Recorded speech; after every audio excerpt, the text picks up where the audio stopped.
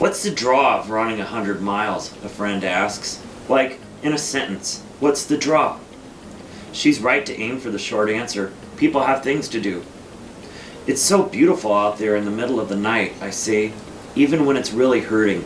Night running is magic. There's something very spiritual about ultras too.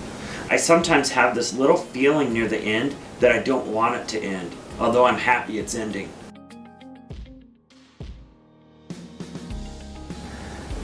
Do you mind talking a little bit about how this running relates to your sobriety and how maybe you came to that point or how they intersected? Absolutely. How does the running is a big piece of my recovery. It's not something I depend on for my recovery. When I say recovery, I mean recovery from alcohol and drug abuse, or addiction rather. Running can't be the answer to my recovery because I'm gonna get injured, I'm gonna get hurt. The running might not always be, but it is good therapy. And I find that at these races of ultra long distances, there are many people like me there. So I have many friends in recovery, I have many friends in long running. And then if you want to think of the Venn diagram, I have some really great friends of that place where those two things intersect. And there are tons of people where those two things intersect. It seems as if we talked about the question, what's wrong with you, that you would run 100 miles. I find that there is a lot of people who deal with mental illness, with addiction, eating disorder, those kind of things, drawn to that long running game, probably because it takes an obsessive type of mind, probably because you really have to get to know yourself.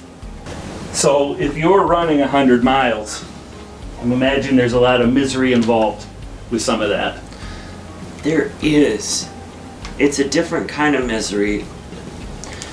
You really need to consider the difference between discomfort and pain if you want to get through it, I think. Because discomfort is something that's very acceptable and temporary. And so I think usually the miserable moments have come about because of weather.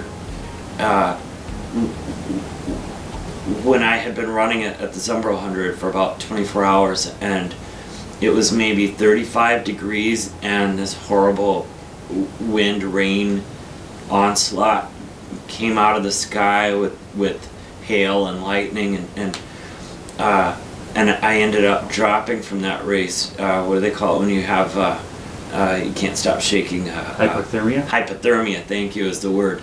I was pretty blue and my arms were just shaking and I kind of associate real miserable times with the weather. I'm a recovering drug addict and an alcoholic, a person in long-time recovery. I'm a survivor. Pick a label. I don't mind. My drug of choice is more or yes.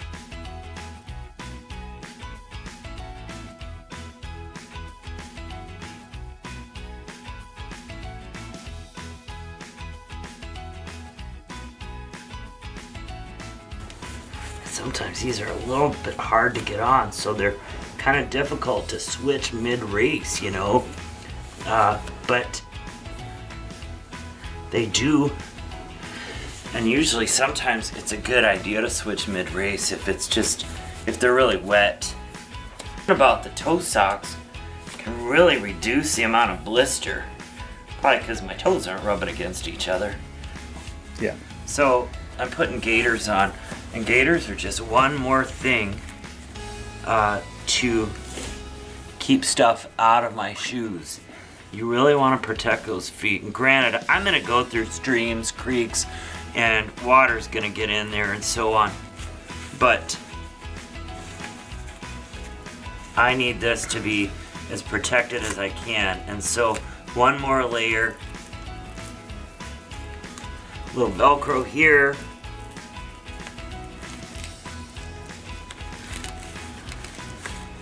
Get in there.